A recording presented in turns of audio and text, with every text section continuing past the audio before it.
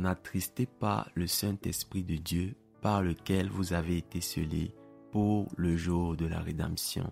Éphésiens 4, verset 30. Mes frères et sœurs, aujourd'hui nous allons échanger sur les outrages ou encore les offenses contre le Saint-Esprit. Amen. Les outrages ou encore les offenses contre le Saint-Esprit. Ouvrons nos Bibles dans Actes des Apôtres 7, verset 51. L'apôtre Dieu déclare « Hommes au cou raide, incirconcis de cœur et d'oreille, vous vous opposez toujours au Saint-Esprit. Ce que vos pères ont été, vous l'êtes aussi. » Amen. Quand on parle ici des outrages contre le Saint-Esprit, quand nous lisons plus haut, au verset 25 de Actes des Apôtres 7, la parole de Dieu nous parle du mensonge. Le mensonge attriste le Saint-Esprit de Dieu. Au verset 26, la parole de Dieu nous parle de la colère. La colère attriste le Saint-Esprit. Au verset 28 de Actes des Apôtres 7 toujours, la parole de Dieu nous parle du vol. Le vol attriste le Saint-Esprit de Dieu. Amen.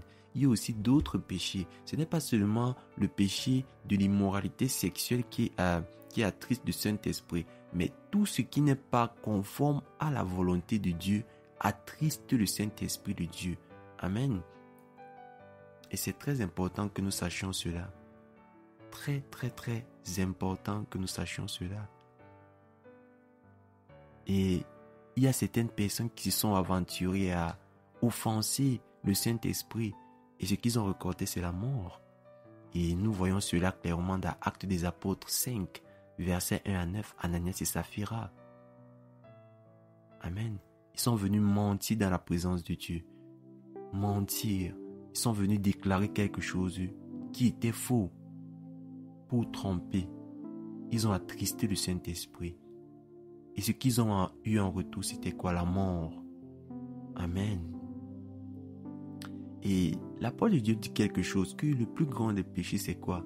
C'est le blasphème. Le péché que le Seigneur ne pardonne pas, c'est le blasphème contre le Saint-Esprit. Ouvrons nos Bibles dans Marc 3, verset 29.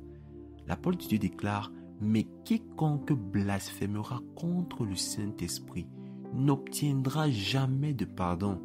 Il est coupable d'un péché éternel. » Le blasphème contre le Saint-Esprit. Peut-être tu l'as fait dans les blagues, peut-être tu l'as fait inconsciemment, mais c'est un très grand péché de blasphémer contre le Saint-Esprit. Amen. Allons un peu plus loin dans Matthieu. Dans Matthieu 12, versets 32 à 33. La parole de Dieu déclare « Quiconque parlera contre le Fils de l'homme, il lui sera pardonné.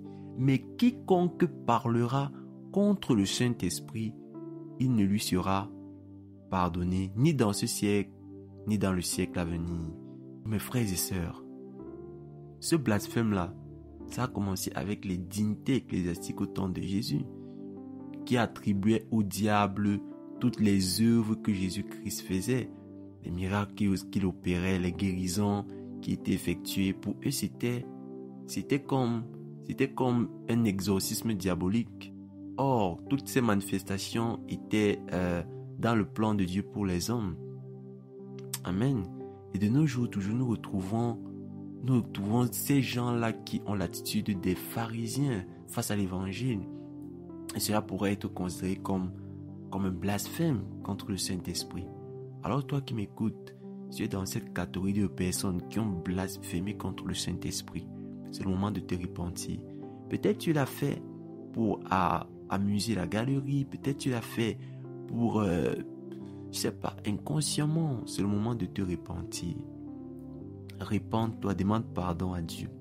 Si tu as blasphémé contre le Saint-Esprit, demande pardon à Dieu. Demande pardon à Dieu. Demande pardon à Dieu. Il est fidèle et juste pour te pardonner. Demande pardon à Dieu, mon frère. Demande pardon à Dieu. Humilie-toi devant lui. Humilie-toi devant lui. Humilie-toi devant lui.